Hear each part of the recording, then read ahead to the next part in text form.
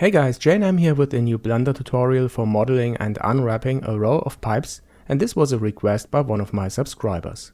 He sent me this file here with a kind of science fiction wall, and he had some problems with the UV unwrapping of the pipes.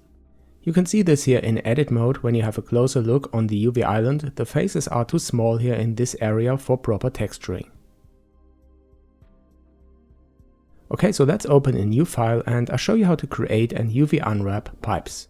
I start with a cylinder, reduce the radius and set the vertices to 16 and the cap fill type to nothing.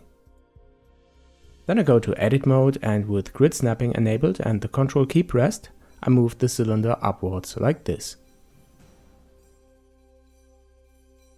Okay, after that I set the 3D cursor to a position like here, but afterwards I open the properties panel and refine the position. I set it to exact values, in this case 0.4 and 2.0, so that it aligns to the border, to the upper edge of the cylinder. Alright, then I select this upper edge and press the spin button. And after that you have this bending of the pipe. Then I extrude the edge one time, I press E and then return and then press S to scale it up. And now I can move it to the right to create the end of the pipe. Extrude one more time and that's the basic shape. To make the edges at the top a bit more crisp, I select these two edge loops, but I have to switch to edge selection and then select them.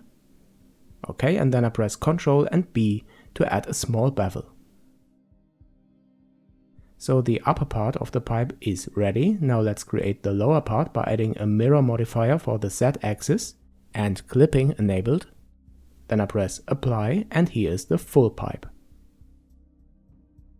The edge in the middle can be removed, for example with the limited dissolve function.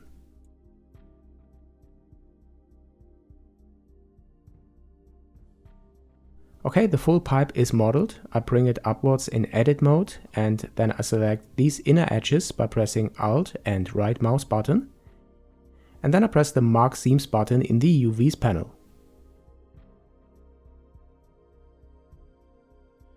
I change now to Cycles Render, but this is optional. You can do this in Blender Render as well, but I'm more used to Cycles. The next step is to press U to UV unwrap the mesh. Then I open a UV image editor, and here you can see the UV islands so far.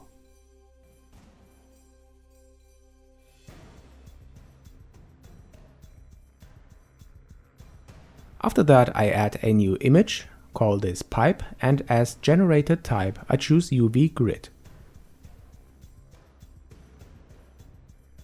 The viewport shading are set to texture, so that we can see the image after we added a new material, which I do now.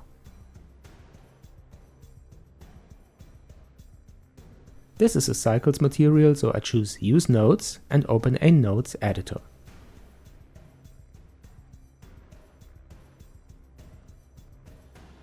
Here I add a new image texture node and assign our texture to this node. The color output of the node I use as input for the diffuse shader.